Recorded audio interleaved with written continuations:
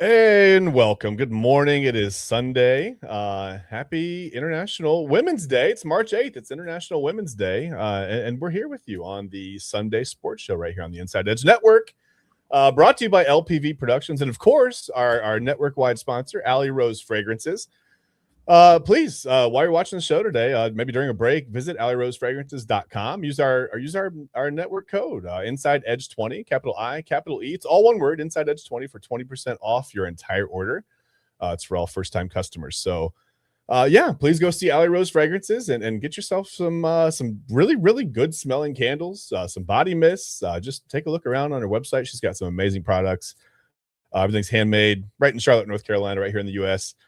Small business, vegan, cruelty-free product. It's just that everything good is what this company is. So please visit Alley Rose Fragrances and use our code Inside Edge 20. Guys, it's Sunday. We made it to somehow another Sunday. Made it to another week. Ryan, TK, you guys have a good week, man. What's going on? How you guys doing? Doing good, man. Good, man. Just getting through having this newborn. My wife's starting going back in the office on Monday, so I'm going to have 3 kids, 2 toddlers and a newborn by myself all day, so that'll be fun. But, we're going to get through it. It's going to be an adventure. So, all right. So if you're out there, I'm not nervous at all. If you're out, send help. Ryan Mosser needs help. It'll be good. We'll pop up an address for you later on, so you can just pop by and make sure he's okay. I was fine with the 1. I was fine with the 2. I'll be fine with the 3. So you'll be great, man. You're a great father. She wants 4, so God help me.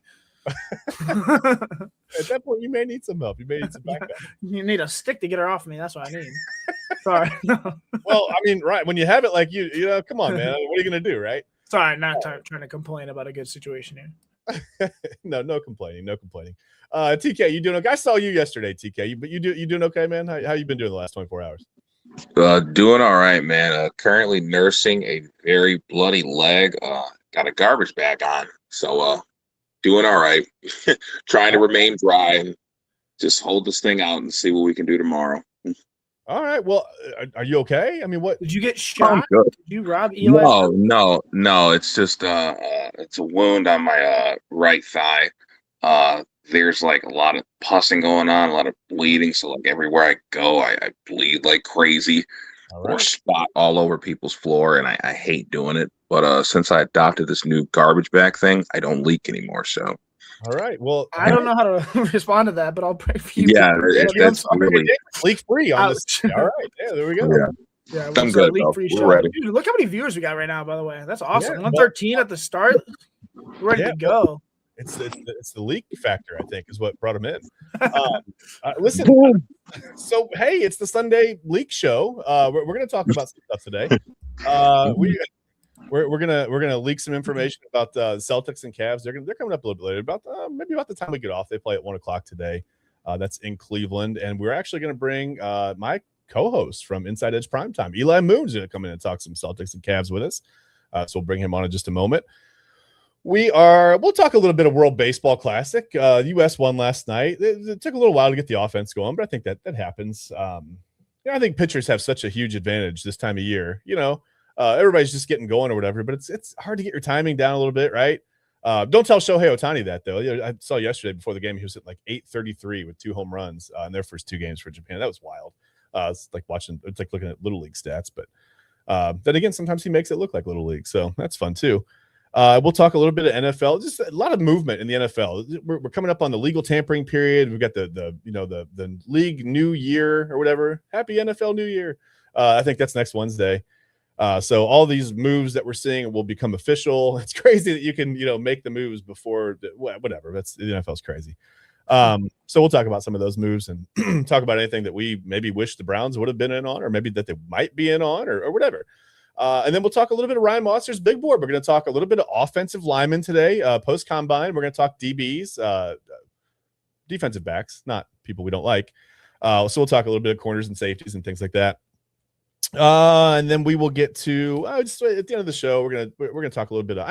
Ryan, I want to get your take. I saw you comment yesterday, and I appreciate it. For some reason, when you comment, are you in like another time? Are you a time traveler? When you comment, it comes in like 4 hours before we start the show. I don't understand that. It says like 7:30 a.m. I don't know, man. Yeah, that's weird.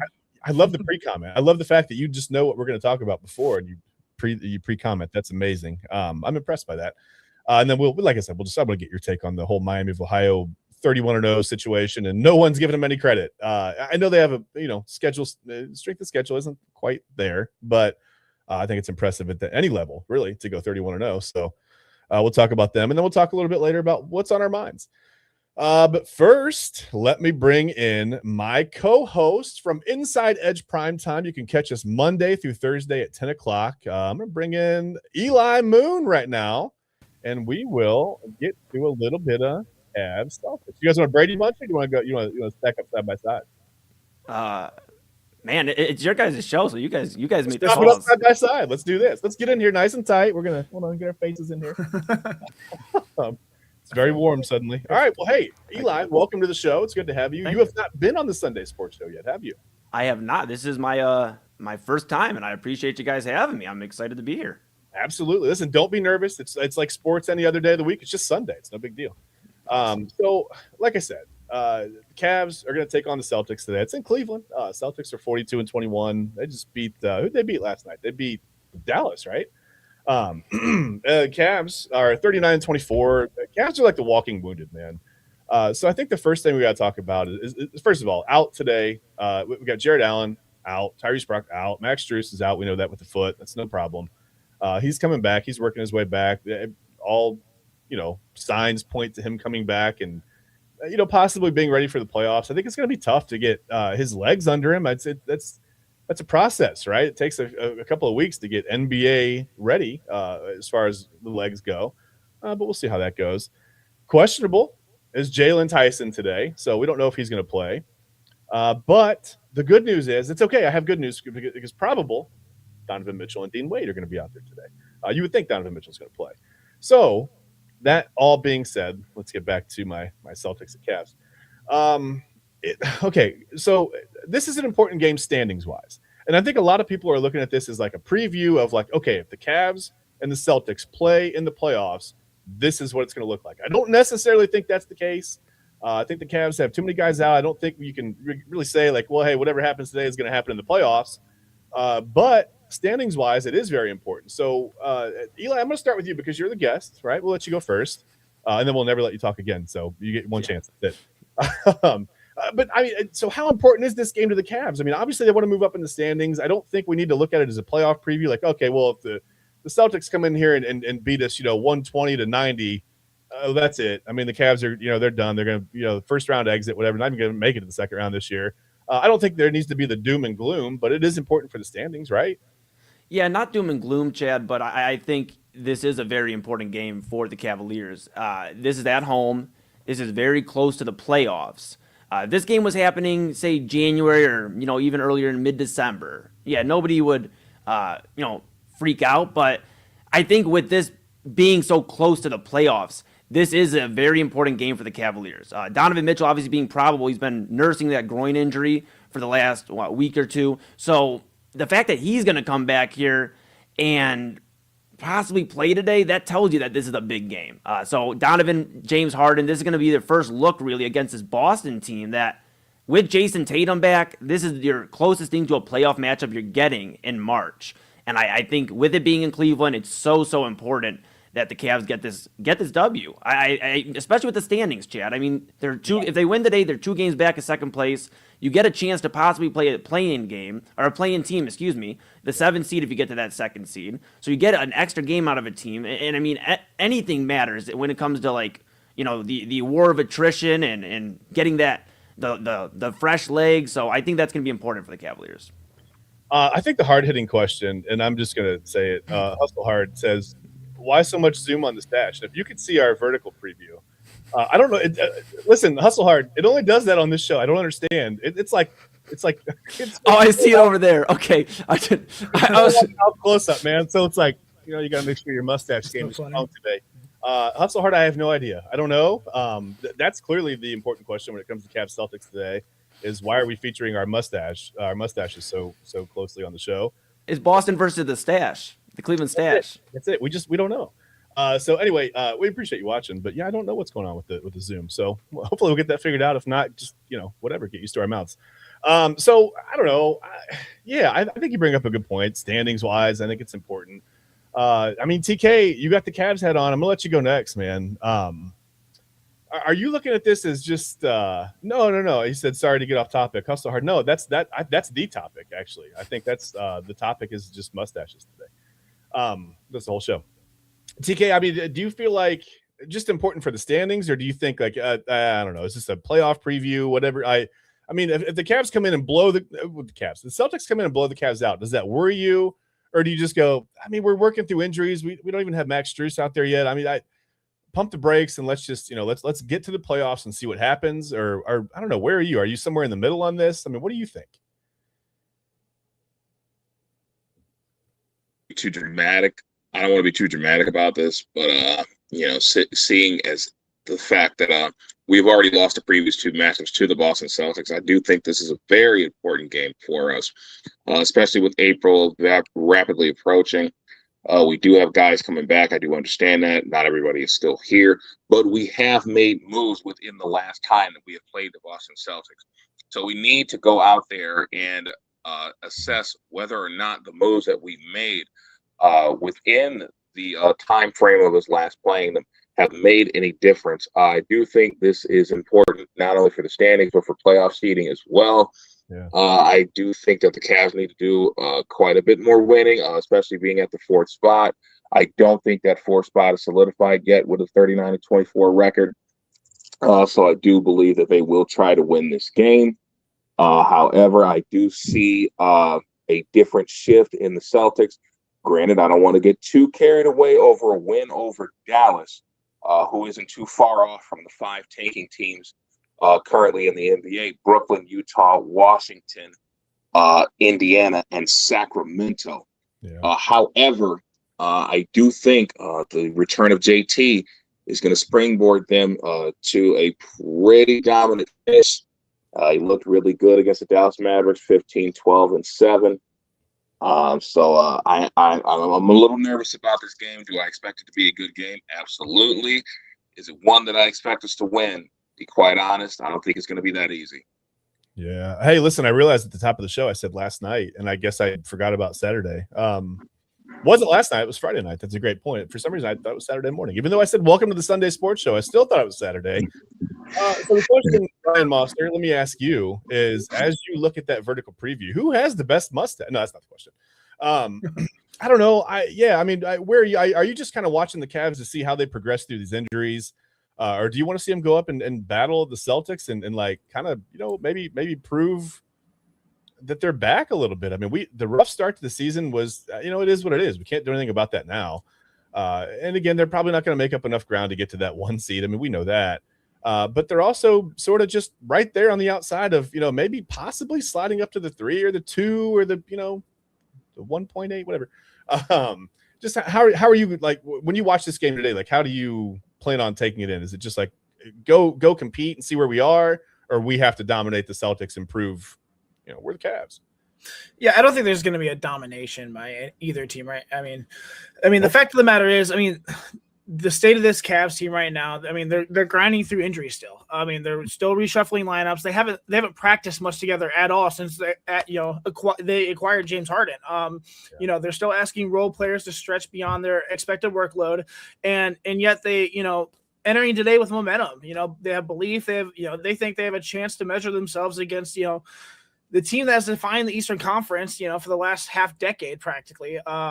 Meanwhile, Boston walks into Rocket Mortgage Fieldhouse with, something they haven't had in nearly a year, and, a healthy Jason Tatum, excuse me. I think this is more than a Sunday matinee. I think, it's a temperature check on, where the Cavs stand, what they, can be when they're whole, and, what the road to May and, through June might actually look like. The injury report obviously hasn't, helped them at all, but even with the absences, the Cavs have been playing with a level of resilience that, has kept them firmly in the top half of the East, since, they started with Harden. And with Harden's presence, even with the fractured thumb, he has stabilized the offense, is truly giving them, some structure and pace that they desperately needed. Evan Mobley's recent surge has been, the biggest on-court development right now, I think. All the role players have stepped up in meaningful minutes rather than just filling gaps. I think today's game is a chance to reinforce that identity against a team that punishes every mistake. Boston's defense, they have length, they have great switching ability. They're physical, they're going to stress Cleveland's makeshift rotations. The Cavs don't need to be perfect, but they need to show that they can maintain their style, their pace, and, their defensive connectivity against a contender operating near full strength. It's going to be a fun game. I don't necessarily think it'll be end all be all, especially, like I said, the lack of just continuity on the practice court, let alone in games, and with all the injuries. But nonetheless, the fact that we're here right now and we're talking about that they could be competing even with all those things against them is saying something. I think it's going to be a fun game for sure. Yeah, I think it does. I think it's a great point. I mean, I think it shows you how talented they really are and how resilient they are. The horrible start to the season. I mean, compared to last year, obviously it's night and day. But yeah, to come back from that and then to be in the top half of the East like this, after all listen, Darius Garland, that's an emotional trade, right? Getting rid of DG was an emotional time for the Cavs. I mean, he was one of the core four. That hurt a lot of fans. I think the way that James Harden has played, and more importantly, I think the way he's the way he's inserted himself into this lineup and just how he's been so efficient and so willing to do whatever it takes. I think that helps soften the blow a little bit. But Eli, I'm going to ask you before we get you out of here, because I know you're probably busy, but we appreciate you joining us, right? Let me ask you, so is this like the honeymoon period with Harden? I mean, when we get everybody back on the floor, when the Cavs have everybody back out there, do you expect it to – I mean, I don't know. Will he still be there? I mean, he's been very, very efficient, and I've just been impressed with his willingness to come in and just really do whatever it takes. I mean, be that veteran presence, whether it's scoring, being really efficient on the floor, like I said, or playing a little bit of defense. He's an excellent passer. I don't know that I've ever really given him enough credit for his passing. I mean, just seeing him with the Cavs, I've been super impressed with not the passing, but the court vision.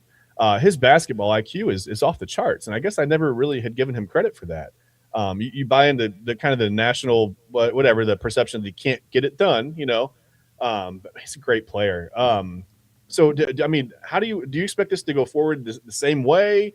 Do you expect them at some point they're going to struggle again, right? Or do you really think that this is the Cavs team to get them to the finals?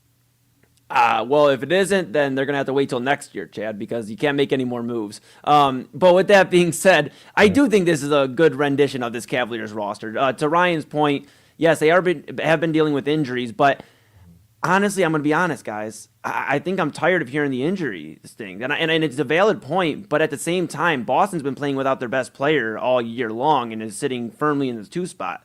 So at some point, we got to have enough, right? I know Max Strus, the injury, I don't know what happened with the rehab there. I mean, that's a completely different, discussion. But I think this is as close as you're going to get to a healthy Cavs team before the playoffs. Because you got Mobley out there. If you get Donovan out there today and you have Harden, you have 3 of your 4. And if you get Jared Allen out there, obviously in the playoffs, you'll get a better understanding. And I think he's become so much more of an important player in this offense and on this team after Darius Garland got moved. But I think that, yes, this team's going to be able to gel well. You saw how Harden actually had the most assists to Jared Allen after his first 5 or 6 games. It was to Jared Allen. What was the most assists. So I think that's something to keep an eye on. Getting Evan Mobley involved and having him pick and choose where he's going to have his shots. This idea that Evan Mobley has to be a 25-12 guy, it doesn't have to be that. He is a defensive player of the year, and I've never seen a city, and I love Cleveland, but I've never seen a city's fans give so much crap to a guy that is a defensive player of the year and is still giving you points, and he's giving you great defense. And I mean, is he where we would want to see the progression? I guess no. He's the 3rd overall pick. I get it. But right now, we're not worried about the progression of Evan Mobley becoming the next David Robinson or Tim Duncan, right? We're worried about the Cavaliers winning an NBA championship. So if that means he's just going to score 12, give us 7 boards, and get a block or two and be that defensive presence, and that's what we need. But to answer your question, long-winded, Chad, and I'll give the show right back to you guys. I think this is going to be the idea of this Cavs team going forward. Today is going to give you an idea, how do they compete against this Boston team? Again, how will they look against this Knicks team in the future? How will they, we've seen that obviously, but just those are the questions you have. Can you just gel? And to Ryan's point, the injuries do kind of cause a little bit of a challenge with that, but I think you have to overcome that. Championship teams overcome that. And I completely agree. I'm not making it as an excuse. It is the realization, and they have to find the way to overcome that. You're absolutely right. And you said that they have been out without Tatum. Yeah, I mean, it's not just a storyline that Tatum's back. It's going to be a strategic shift for sure. I mean, his ability to create mismatches, collapse defenses, hit contested shots, force his opponents to defend longer and more precisely. So this isn't going to be the same matchup. Both teams are going to be completely different. Boston offense, overnight now becomes more balanced. Jaylen Brown's burden lightens by significantly, making him more efficient. Their spacing improves. I mean, there's no excuses. They're going to have to get it done. I'm just talking about the realization of it. I'm not making excuses. Oh, yeah, I'm not saying that you are. Absolutely, Ryan. And I think the interesting thing to that point is Donovan wouldn't be coming back, I think, if this wasn't Boston in Cleveland right now. And I get exactly. Yeah, I don't think you're making an excuse, but I do think there are fans out there that are like, well, we have to see how we look in April or May or June, but I want to see how we look right now in March in Cleveland with Donovan Mitchell coming back, ready to rock, him and James Harden, getting the Rocket Arena pumping and going. And yeah, no, I'm with you. I'm with you, Mosser. I know you're not a guy made of excuses. So why would you make excuses for our team? Come on. But man. on the other hand, I do see, like, if it doesn't go our way, like, I mean, people are going to say, well, they haven't practiced together. All these injuries. This doesn't matter until the second round. So no one's going to be happy no matter what, unless we just destroy Boston today. But like I said, I think this is a test game. This isn't a must-win game. This is a must-understand game. We need to see where we play against a full Boston team. So. Yeah, and I think the good thing is, listen, if anybody is going to make excuses, it's going to be fans, and that's okay. I don't think the team's going to make excuses for themselves. I think they're going to hold themselves accountable. They have. I think they've actually done a really nice job of bouncing back. Like we talked about the rough start, and just something that you said, Ryan. They've been, the Celtics have been playing without their best player. Can you imagine? Now think back to how lucky we are. We complain about the progression of Evan Mobley, even though we've got a defensive player of the year who gives you plenty on offense when you need it. Yeah, he's been a little injured this year, but everybody has. That's fine. No excuses. Sorry, Eli, no excuses. Okay. But no, think about this Cavs team now over the past however many months without Donovan Mitchell, and then think about where they'd be. So I think we're incredibly lucky right now, honestly, in Cleveland. I mean, yeah, it seems like it's been a little weird, but I think we're just really, really lucky to be where we are as Cavs fans. And I think you're right. I think people are going to look at it and go, well, if they come in, the Celtics come in here and blow the Cavs out, we're injured. If the Cavs blow the Celtics out, it's going to be, hey, we're ready, right? Even though we're not. So yeah, it's a weird, but that's for fans. I think that speculation, that's a fun thing for fans to do. I think sometimes we forget that when you say, the excuses, the this and that, the team doesn't really get into that. I think they know they're starting to find out who they are a little bit. And I think that's important. They need to find out exactly who they are on offense. And also getting back to Evan Mobley before we get Eli out of here, and we're going to take a break. But I just want to say regarding Evan Mobley, if there hadn't been so many second round exits for this team over the last few years, I don't think we'd even be talking about the progression of Evan Mobley. Everything would be fine.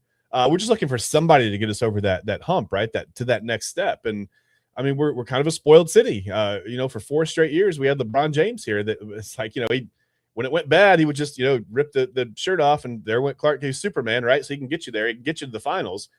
Yeah, they only won one, but they won one, right? That's the championship. So I just think we're missing that player that just sort of feels like no matter what happens, they can kind of get you to that next level. And maybe that is Donovan Mitchell if he can stay healthy. Obviously, he's had lower body injuries over the last couple of years in the playoffs that have limited his production and his ability to go make plays for the Cavs. So 5 days off I think is great. They had a little mini vacation there. It was weird scheduling, but I think it really worked out for the Cavs. It lets you rest some things like strained groins and broken fingers and thumbs that get to heal for a few extra days before you take that contact again. So yeah, I guess to sum it up, yeah, it's a big game. Not the end of the world if they lose. Definitely not a harbinger of a championship if they win. But I think it's a good measuring stick to tell you where the Cavs are. So like I said, we're going to take a break. Oh, first of all, thank you, Eli. Thanks for being on with us, man. We appreciate you. I will see you tomorrow night on Inside Edge Primetime, and everybody can see you tonight on the main event, right, with Rob and Anthony. Yes, I'll be there. Main event Sunday nights. We typically plan around like 8 o'clock, 8 to 9. Just keep an eye out. Obviously, follow Inside Edge Net. I mean, these guys do a great job, Ryan, Chad, and TK. So make sure you stay locked in the entire show. I'm going to be watching as soon as I get off here. I made him say that, or else I told him he could never be on the show again. So thank you for saying Of course. But I will be there main event. Yes, Double A Anthony Alfred, Robert Zicki, and myself. We'll have a lot to talk about. We'll talk about the reaction of the Cavs-Celtics game and some other things as well. Some UFC news. We'll probably talk some MMA and all that jazz. But yes, thank you guys. I appreciate the time and getting to talk some Cavs with you. Yeah, thanks for being on. We'll see you tonight on the main event. All right, let's head back to our regularly scheduled programming. I wonder if this changed our mustaches. Oh, now it's just me. Okay, well, great. Well, nobody wants to. You probably had the close up on all the mustaches than just me. Either way, we're gonna take a break. It's you never know what you're gonna get. Technical difficulties, you get some struggles. You got to overcome it, right? We essentially are the Cavs here. Our situation is a little injured, but we're going to get through it. We're going to get you to the finals. Don't worry. We're going to take a 5-minute break or so on the Inside Edge Network, so bear with us. When we come back, we're going to talk a little baseball. I think it's time to talk World Baseball Classic. I've been trying to watch as much as I can, and I'm seeing some fun stuff. So we won't spend too long on it, but we'll go over a couple of cool things that I think are kind of fun from the World Baseball Classic when we get back. Other than that, just stick with us right here on the Inside Edge Network. We'll be right back. Thanks, guys.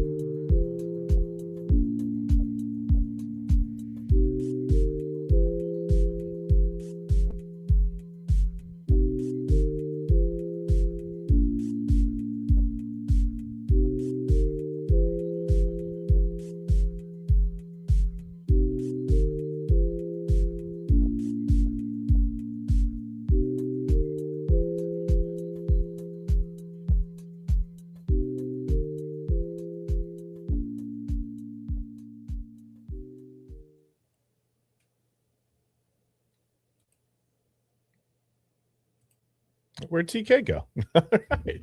That was weird. Welcome back. Welcome back to the Inside Edge Network for the Sunday sports show. Thought we lost TK for a second there. I was nervous when we came back, but we got him back. We're good. So I guess I want to talk some World Baseball Classic with you guys.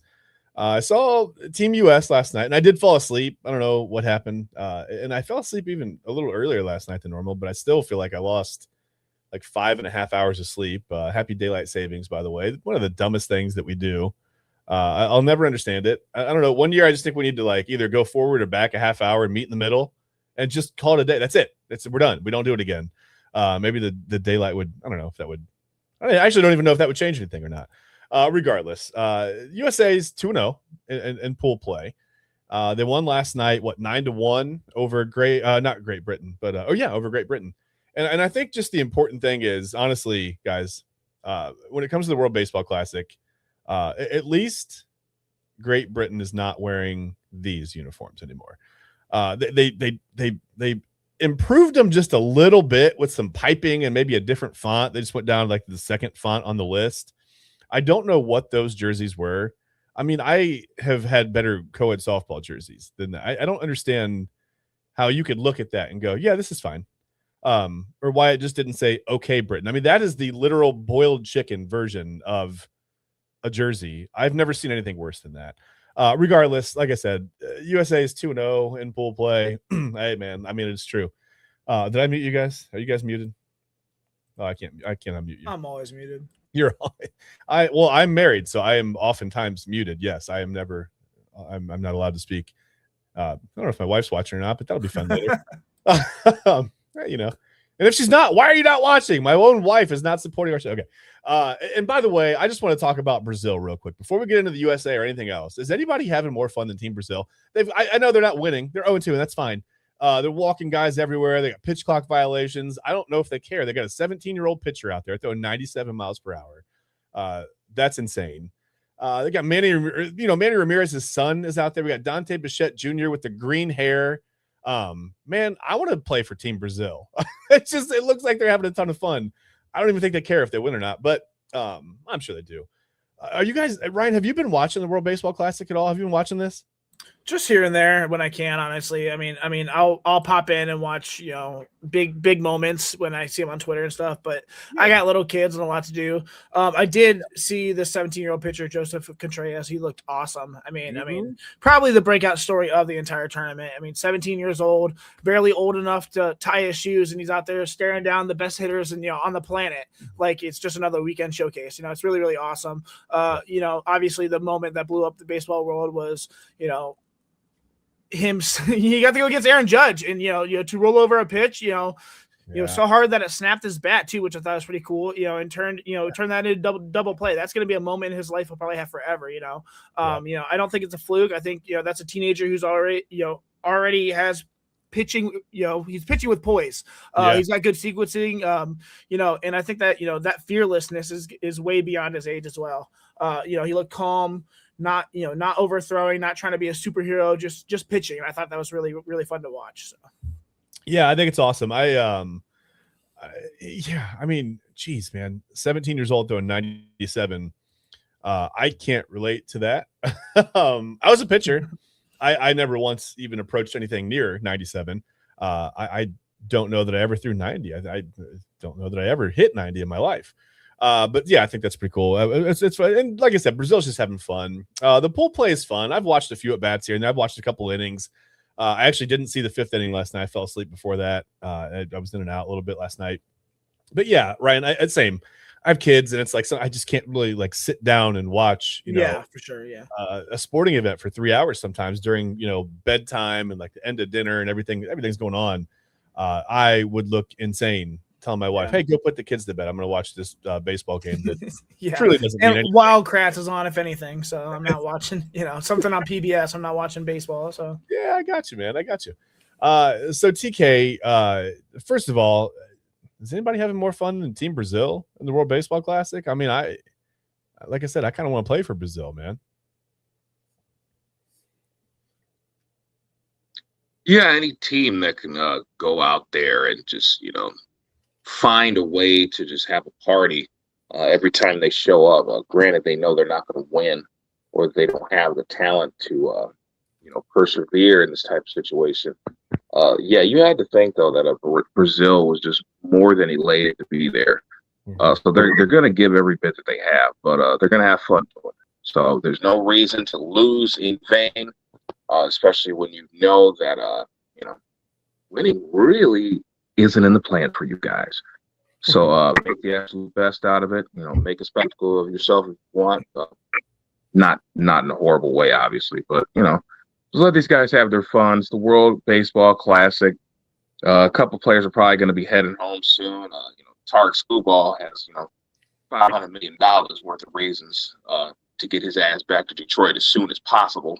Well, hold on. Wait. Now, this morning he said he didn't expect the emotions to hit him quite the way that they did. He might be heading back to Team USA. He might pitch again for Team USA. So we don't know yet. I'm not sure on that.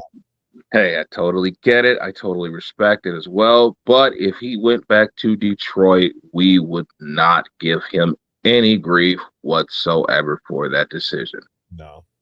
No, I think we've talked about it in baseball. Baseball's a sport where you kind of, especially as a pitcher, entering a contract year, when you're about to make the money that he's probably going to make, I mean, I think it's smart to take care of yourself. Nah, he's a sissy. Yeah, tell him. Let's zoom in on your mustache while you say it, though. Yeah, right. I listen, I have a hard time faulting whatever decision he makes. I mean, I get wanting to, stick with the team that's paying you and is, probably going to watch someone else pay you more. Poor Detroit. Whatever. We don't feel bad for him. But yeah, I also understand, like, once you get there and you're like with the guys in the dugout, man, you get in the clubhouse and it's like, okay, now, this is my team and I'm playing for my country and there's a lot going on there. So I wouldn't blame him either way. Listen, whatever he decides to do, it's his decision, right? And even if I was a Tigers fan, I don't know. Whatever, you let him go. I know that, first, did you see Ozzie Albies had a walk-off home run, the first walk-off home run in the history of the World Baseball Classic. I thought that was kind of fun. Huh. So that was something, that was pretty cool for me as a Braves fan to see. I thought that was interesting. I mean, other than that, it's pool play, right? There's not a ton of whatever. There's nothing to glean from this. We'll see who moves on and whatever. But you guys remember the big moment from a couple of years ago with Shohei Ohtani pitching to Mike Trout. That was like the last really must-see baseball moment I can really remember. It was like that was electric, right? And I think we can get that from the World Baseball Classic. I think that was a lot of fun to see. So hopefully we'll get that going forward. But again, it's just pool play right now. Team USA is 2-0. I want to look at the schedule for today. Who plays today? Oh, let me see. Well, okay, it looks like Japan has already beaten Australia. That was this morning. Yeah, today, 4-3. Didn't realize they played that early. I guess that's overseas, whatever. We got Colombia plays Cuba. When does Team USA play next? They don't play tonight. They play probably tomorrow. Then when do they play next? There they are. They play Mexico. Yeah, it'll be Mexico at Team USA, and that's Paul Skeens on the mound now. So that'll be on Fox at 8 p.m. Monday night. So it's kind of fun that they're nationally televised games, and I don't know, it's fun. It's a good way to kind of ease yourself into baseball, and you don't have to. Well, I was going to say you don't have to worry about your team, losing too much, but yeah, Braves have already lost 2 pitchers to surgery, and Jurickson Profar to a season-long suspension, and it's fun to be a Braves fan right now. Let's move on. If anything, I'm just watching individual players for the Guardians. Travis Bazzana, Bo Naylor, Matt Festa with Italy, Logan Allen. We got some minor leaguers, even some coaches say LMRs with Puerto Rico. I think that's pretty cool. So just individual statistics and stuff. I'm really more focused on other than the major headlines. So. Yeah, and I don't know if you saw there was also 15 or 16 guys that had played for the Captains at one point. That's crazy. That are representing whatever country in the world. That's awesome. That's amazing. That's crazy representation. So I think that's a good opportunity to tell you. I mean, if you're in the area, if you're in Northeast Ohio, I'm not sure there's a better atmosphere for a minor league baseball game. Get out and see the Lake County Captains, man. They're in Wickliffe. Dude, it's so fun. It's it's a fun stadium. It's a cool location. It's just minor league games are a lot of fun anyway. So definitely get out and try to see that if you can. We're gonna move on. Check out the Crushers too. They're not really minor league, but they're fun too. So yeah. There's a lot of fun. yeah, minor league, independent ball, semi-pro, like all these games, if you can find them, the atmosphere is a ton of fun. Even even the Savannah Bananas, like that's a little extreme for me. I'm more of a baseball purist, but hey, they have fun, right? And I think they're going to play an important role in that whatever they have going on in that league. Once we get the work stoppage, if we miss a season of baseball, Right. Savannah Bananas, I think, have a kind of a big responsibility to. I mean, they can really take advantage of that, right? Yes, I think this is an accurate comment. Raul says, "Isn't the WBC like the adult version of the Little League World Series?" Yes, but Raul, they're baseball players, so it's barely the adult version. It's just like the little bit more grown-up 12-year-old version, I think. But yeah, I think that's that's pretty accurate, honestly. That's the way I look at it anyway. And in a positive light, I think it's fun. So let's move on. Let's switch gears from baseball to football because we gotta talk about some football. There's been a lot of movement. There's been like things going on, trades, signings. Just that we got the legal tampering period coming up. I think that starts Monday. The first day of the league new year, the league year, whatever, is Wednesday. So if you celebrate, happy NFL New Year. I think this year's animal is the I don't know, the whatever. That was stupid. That was gonna be stupid. I'm glad I stopped before I said it. Okay, so. TK, don't laugh at me, man. All right, Ryan, I talked to TK a little bit about just yesterday about all the things, right? DJ Moore, we got all kinds of different trades. Max Crosby is now in the AFC North. That becomes a problem for our makeshift patchwork offensive line that isn't even really well. There's been no shift making. I mean, we got one guy, Ty Sowers, in there. We don't have an offensive line yet, but we've got Max Crosby getting ready to line up in purple and black. That's terrifying. I got to face him twice now, no matter what. So if you get to the playoffs, you're probably going to see him 3 times. So let me ask you, I mean, what do you make of all the moves? I mean, first of all, do you have a favorite move? Do you have a move that puzzled you? Just tell me kind of like your take on all these trades so far that really aren't official yet, but they'll be official on Wednesday. I mean, my favorite one probably is Titus Howard to the Browns, just because the state of our offensive line is they were in dire need of 5 positions on that offensive line. So solidifying one, and one that's relatively versatile, can move inside if you need to, I think is a classic, quietly huge move, for the Browns. From Cleveland side, every serious plan they have on offense, whether it's protecting a young quarterback or, leaning into the run game, starts with stabilizing, the tackle spots, obviously. Howard is, started a ton of games, both at tackle and guard, and gives them, a proven NFL lineman instead of another, hope the rookie develops kind of guy. And, with Andrew Berry's track record, you got Jed Wills, who is just an absolute bust. You got guys who are promising like DeJuan Jones, but can't stay healthy. Even Luke Whippler, he has had the injury bug. This guy looks like he can solidify at least one piece of that line. So as a Browns fan, that's probably my favorite move. I did think the DJ Moore to the from the Bears to the Bills was a great move as well. Probably for fantasy football implications more than anything, just because I love my fantasy football. But they finally did the thing that they've been waiting on. They got Josh Allen, a true established wide receiver in the NFL. I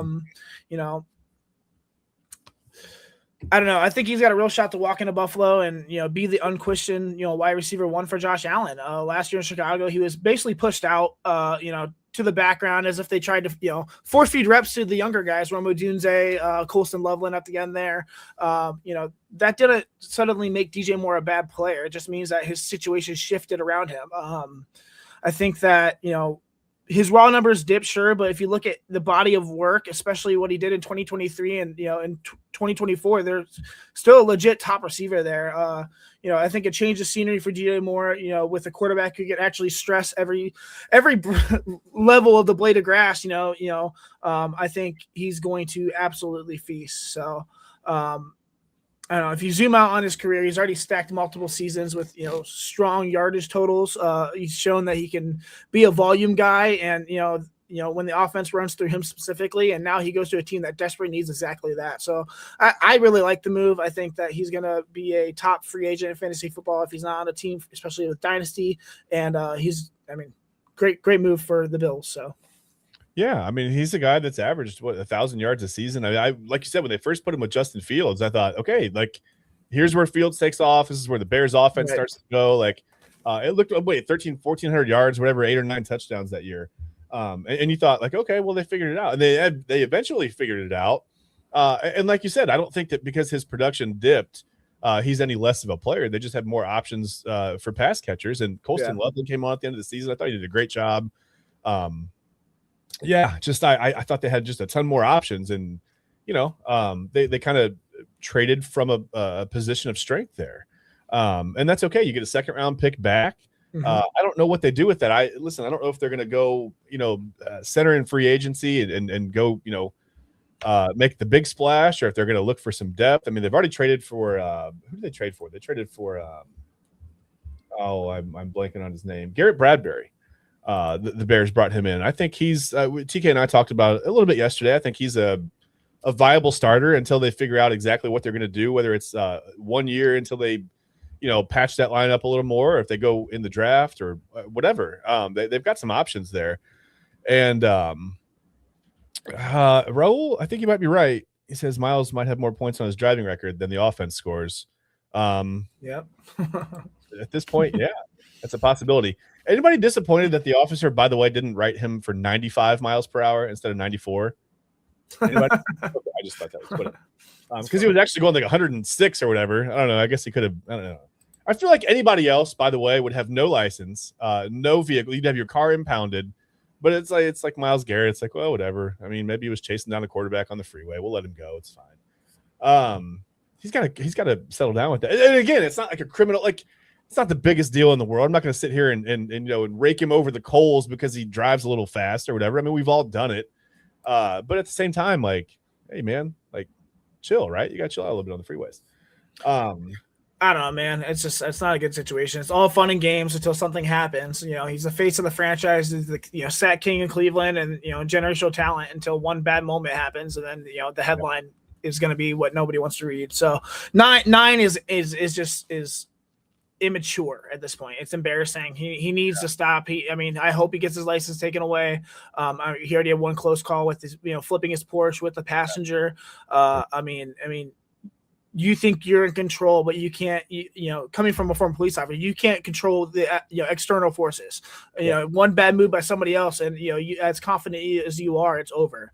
And then and then just look at the Henry Ark situation. Obviously, there was other things involved there that might have intoxicated him, but nonetheless, like, could be the same outcome, and you don't want that, man. So kicking a dead horse, he's going to do it again. He's got 9. There's nothing to say that he's not going to do it again, but eventually it's going to be a bad ending, and it's really sucks. So yeah, that's what you want to avoid for sure. And that's listen, it's not like he's out here committing crimes but like you said, as soon as that other shoe drops and something bad does happen, then obviously we go back and we look, well, where do we go wrong? Where could we have changed it? Which is apparently very difficult for me to say. But yeah, I don't know. Just getting back to the Bears in that second round pick, I've been kind of intrigued. I mean, what do you think they do? Do they go out in free agency and sign a center? I mean, there's a guy in Baltimore everybody wants. I think the overwhelming thought is that he stays with Baltimore, but then I think some people see him going to Chicago and kind of strengthening up that line and giving them what with Drew Dahlman retiring. They've kind of lost a little bit, and a really, really, really good center. What do you think, Ryan? What do you think they're going to do? They're obviously going to try to target Tyler Linderbaum. Any team that needs a center, I think the Browns should make him their top priority. He's going to have choices, obviously, and the Bears. The Bears aren't a bad choice. Especially if you don't necessarily like the regime change in Baltimore, and you see that the trajectory of what that Bears team was on last year, specifically after they bolstered their offensive line in free agency the year before. He could be that last final piece. And then they can focus on stabilizing another piece of that defense, which was probably flash at times, but probably their biggest hurdle was their defense. Or and maybe DJ Moore's gone. Go find another receiver. There's a lot of options here. Obviously, the resurgence of Luther Burden as well. You have a lot of guys who want the ball and you only have one ball. So I don't know, but they can definitely stabilize their defense. And if they don't get Linderbaum, they probably will target a center in the draft. So I would. Yeah, I think if I were, I think I'd probably lean toward Linderbaum if I were the Bears, and then I don't know, you maybe bring in a guy in the draft at wide receiver because you've already got so many proven pass catchers there. Right. If you add a guy, doesn't exactly whatever. If he doesn't work out, then it doesn't work out.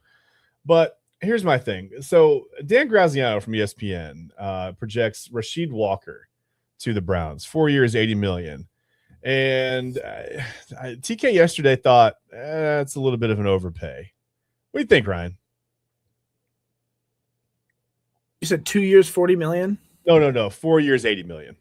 Oh, that's a lot. Yeah, I wouldn't either. I mean, Andrew Berry has specifically talked about how he looks at how the Bears structured their offensive line through free agency and wants to emulate that.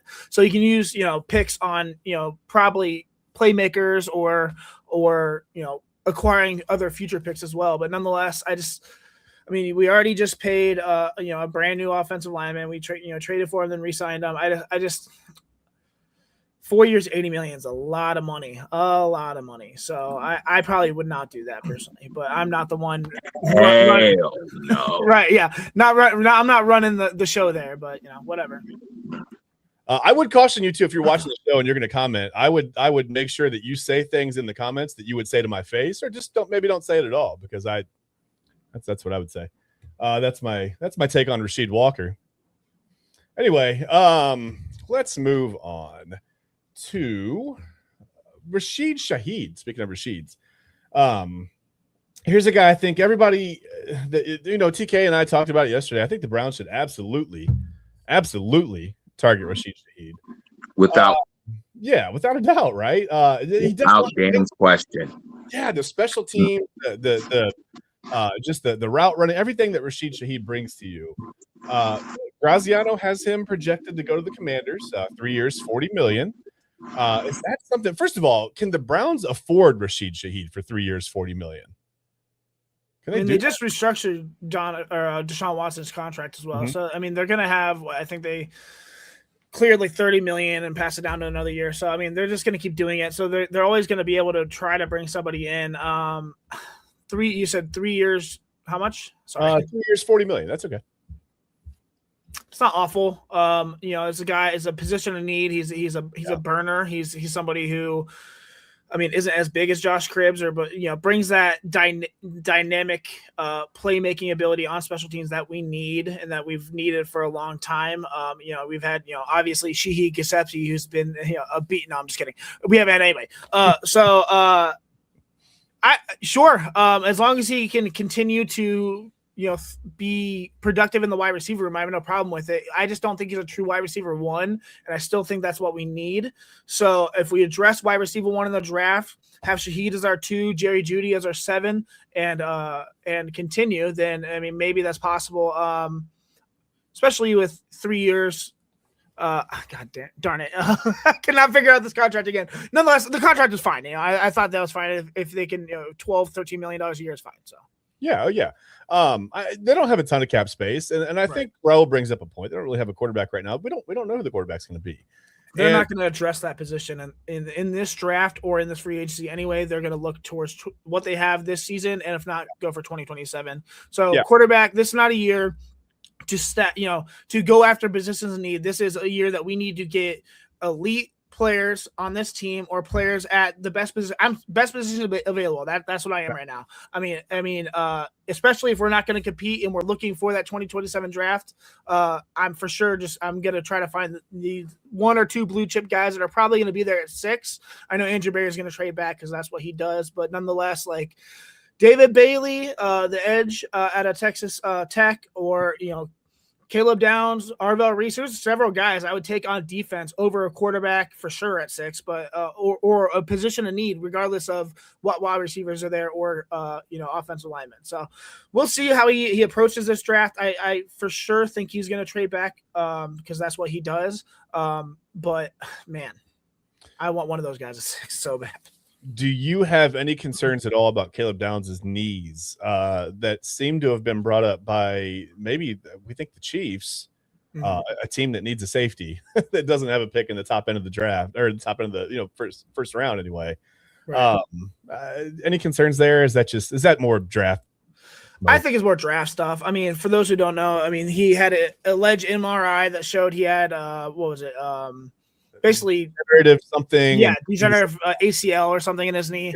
I mean, I look at the film. I look at how he plays. The guy is a reading react. He's there before the ball carrier is usually there, and I haven't seen any sense of anything with his knees, any problems at all when he plays. So that's what I'm going to go off of. Also, I've seen several reports that have pushed back on that, and so other teams apparently allegedly say he's fine. So take it with a grain of salt. This looks like something that hopefully he falls to us and we're going to get this elite player. More just pre-draft BS. So that's me, but I'm not concerned about it whatsoever. So I get all the pre-draft smokescreen stuff, but I don't think we should. I don't think it's fair to make statements about players' physical condition. I just feel like that was crossing the line. That's weird. Sure. I mean, there could be some backbone to it, but like I said, there were other teams that pushed back and said they didn't see any of that. So I mean, you take it with a grain of salt, regardless. So exactly.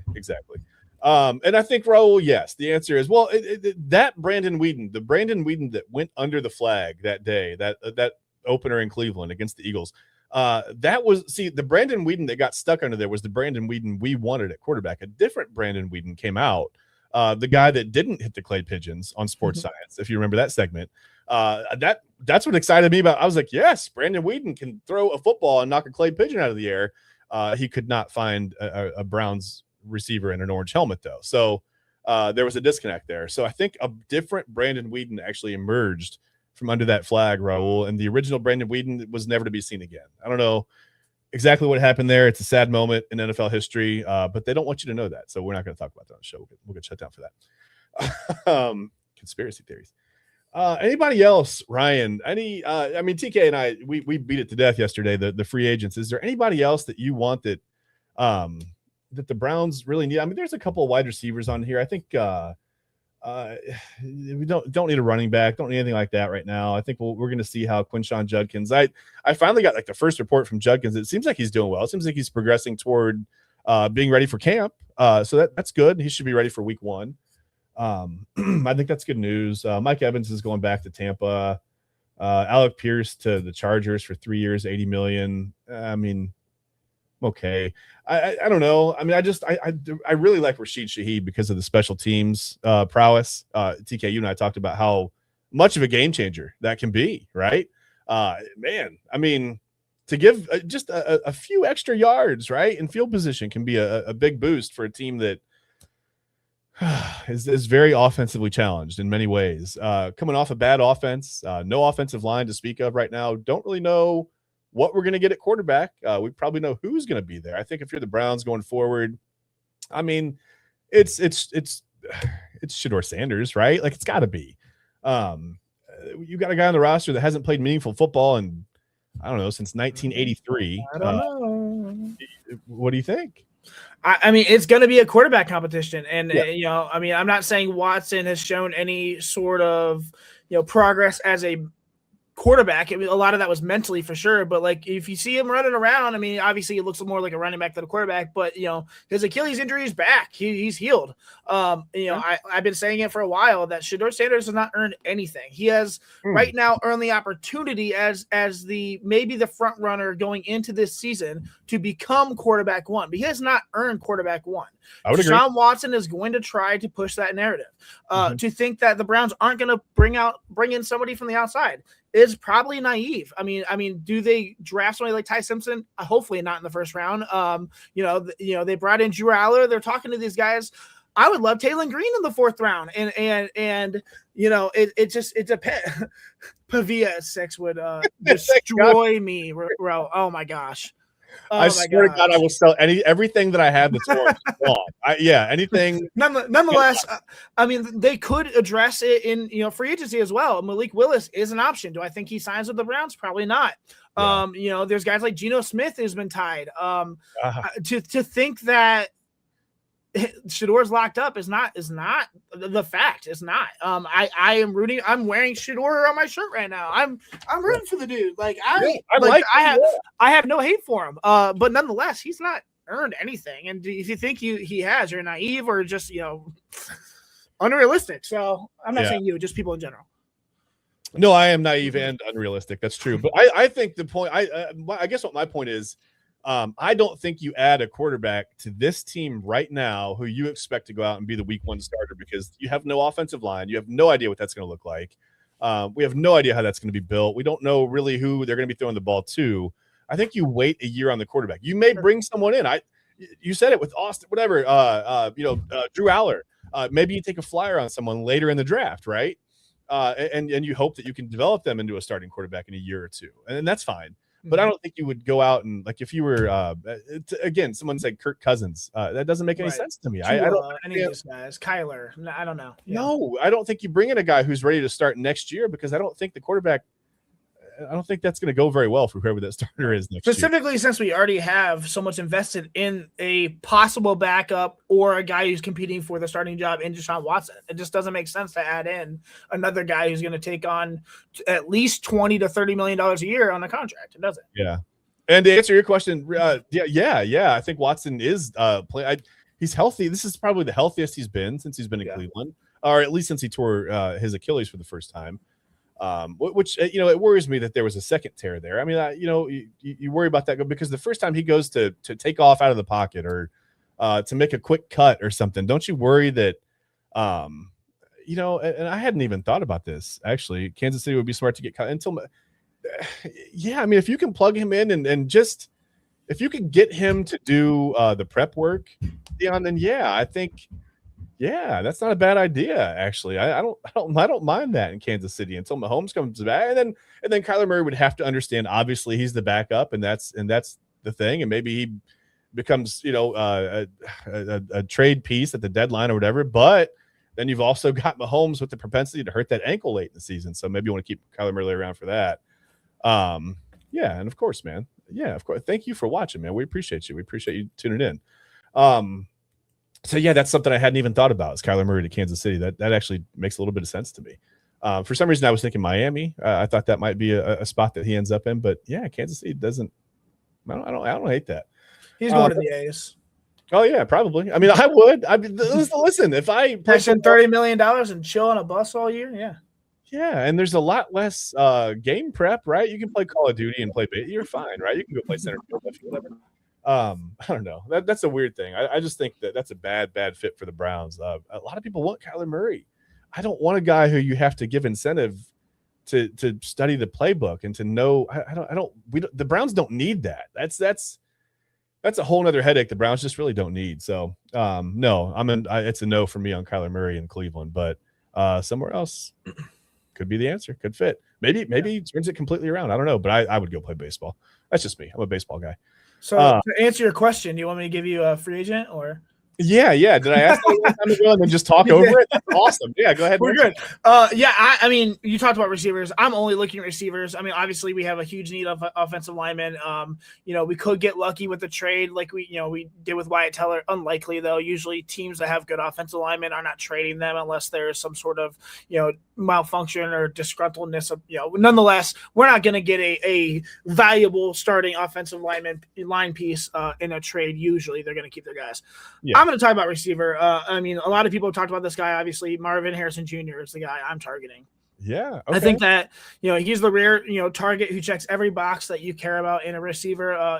He has that elite ceiling. He has true wide receiver one traits. He has youth, scheme versatility. And I think the price tag, because of his stalled production and, injuries might finally be within striking distance for the Browns.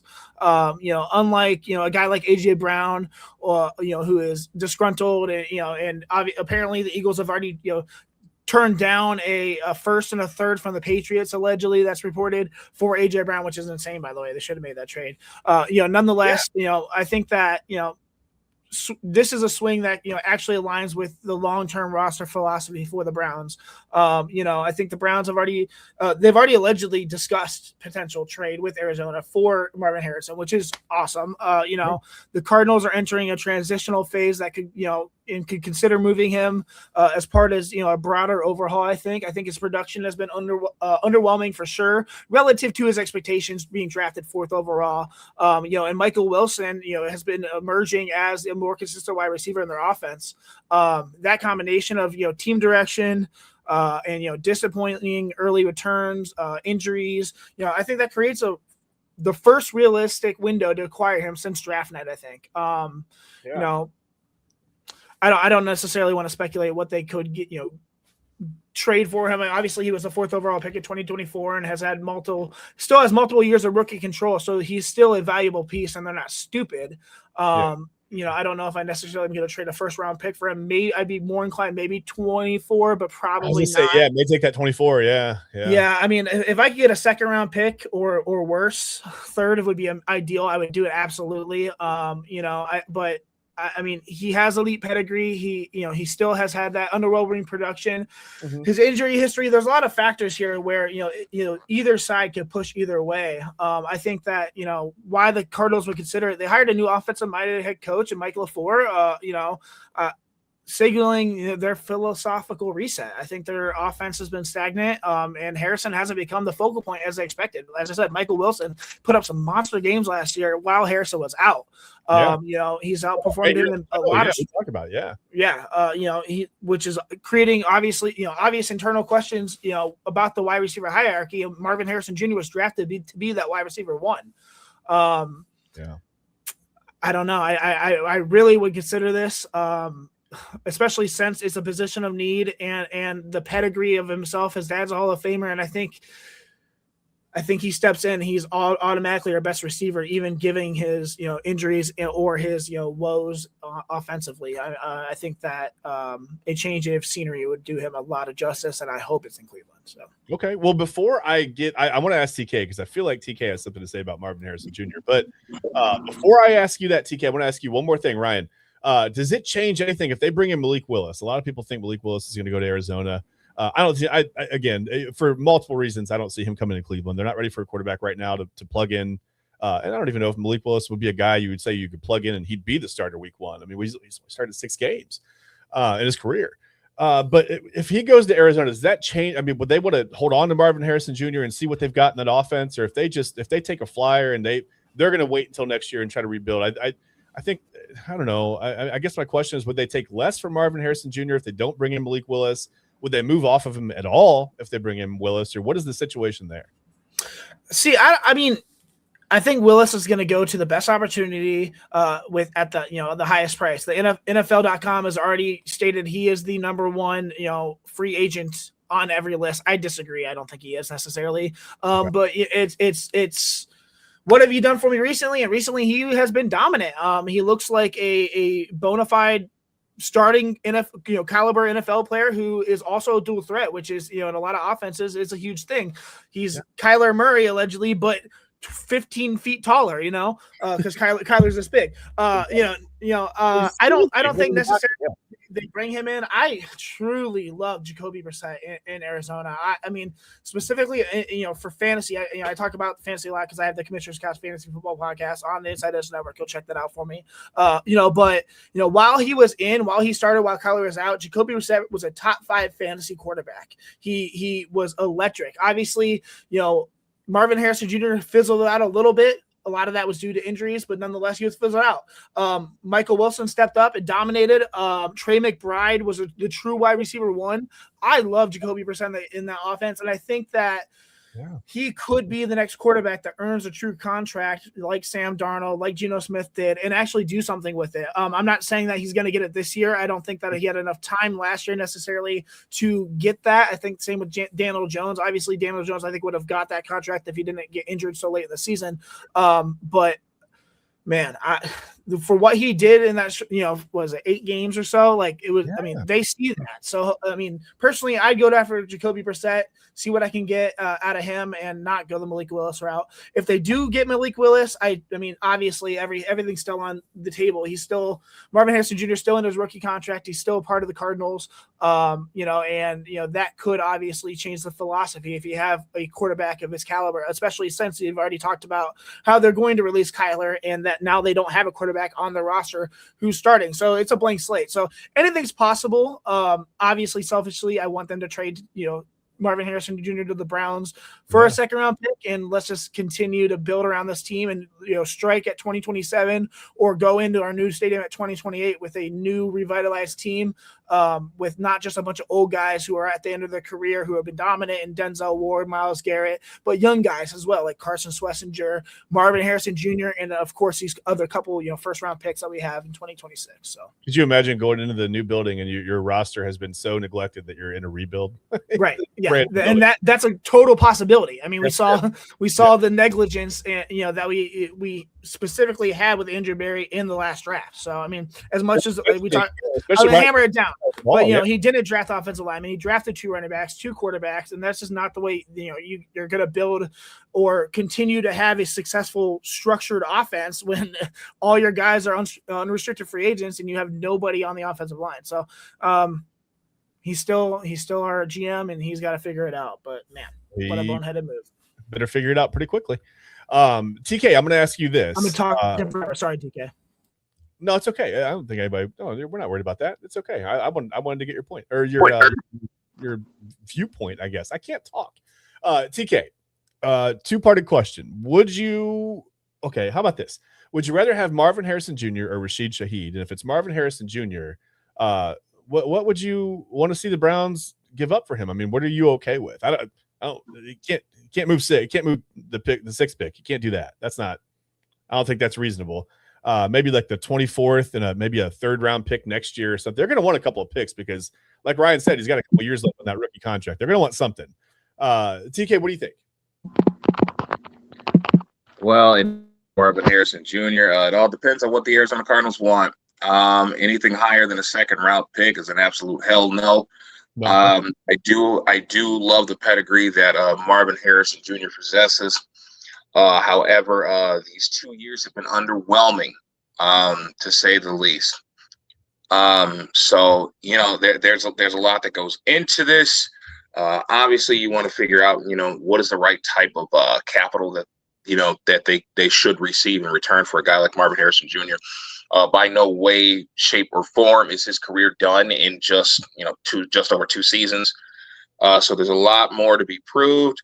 At the same time, as for a guy that you could just go out and get for probably an AAV of around 12 or 13 million in Rashid Shaheed, I definitely think you would focus on getting some depth in that receiver room.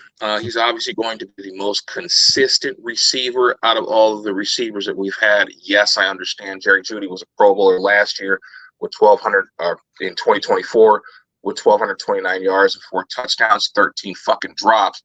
But I do understand there was a Pro Bowl season squeezed in there somewhere. But Rashid Shaheed would most definitely be the most consistent receiver in this group, and he's going to get a lot of burn there. Don't think he's just going to be returning everything. He's going to be returning everything. But at the same time, we're going to give him some snaps at receiver as well. So I definitely think the value is greater with Rashid Shaheed. But if Arizona can bring themselves to accept a 2nd-round pick or lesser for MHJ, then I definitely think the better choice for us in the long run is going to be getting Rashid Shaheed. Yeah, I listen. I think that's a no-brainer. If they're going to take a 2nd or 3rd-round pick for Marvin Harrison Jr., that's great. I think they're going to want a 1st-round pick, but that's just right. me. Right. That's the thing. You get what you can, right? You get whatever you can get. Raul, this is like the Masked Singer. I'm going to guess Raul is actually Ray Farmer because a couple of comments says he misses the days of seeing Dwayne Bowe riding the exercise bike on the sidelines. And hold on, let's follow that up with you'd rather have Kenny Britt. That's Ray Farmer. Ray Farmer is in the comments. First of all, that Raul, you're Ray Farmer. You're not fooling us anymore. We know. We already know. Ray Farmer. No Kenny Britt was Shashi Brown, Chad. I'm just saying what, but Ray Farmer. No one hated Chad. Ray Farmer. Listen, you know what? I believe in this show. No one hated receivers more than Ray Farmer. It just reminds me of the Ray Farmer era where you just brought in like these reclamation projects that had no chance of ever seeing the field. So just that's what the comments were reminding me of. And TK and Ryan, before we move on, shut up. Anyway, let's get to Ryan Monster's big board. I'm done talking about free agents, and I'm done having you guys correct me. I don't care anymore. So we were going to talk about post-combine offensive linemen, but One of us is a moron. And it's me. I ran out of time. I didn't know. It's not you. It's me. I thought I was going to call you a moron. Just because you told me, I made a mistake. I don't care about that. I can be corrected. I told you. I'm married. You know how it is. No, listen, we don't have time for offensive linemen today. So I want to talk about just a couple of defensive backs, because we really haven't mentioned them at all. Corners and safeties. I don't necessarily think that, this is a target for the Browns, but we've talked about Caleb Downs. If he's there at 6, yes, please, right? Come on. I don't know. I know they need offensive things, but adding one offensive weapon at the top of the draft does not make this a playoff team. So why wouldn't you build with the best player available and try to improve your team as much as possible? There are all kinds of other creative ways you could trade. You've got free agency. You've got the draft next year. This isn't a one-year rebuild. We know that. We're not going to go out there and retool the Browns and go 12-5. So let's look at Ryan Mosser's big board. No graphic, no giant bodybuilder, no skinny, whatever. Doesn't matter. No graphic. Ryan didn't like it. Ryan gets what he wants. Whatever. Get out of here. But yeah, give me a couple cornerbacks, a couple safeties that are at the top of your list, just according to your algorithm that you built. Yeah. No surprise here. Caleb Downs. I'll go safety first, obviously. But Caleb Downs is my number one safety. He's actually my number one player on my big board, too. I am just so high on Caleb Downs.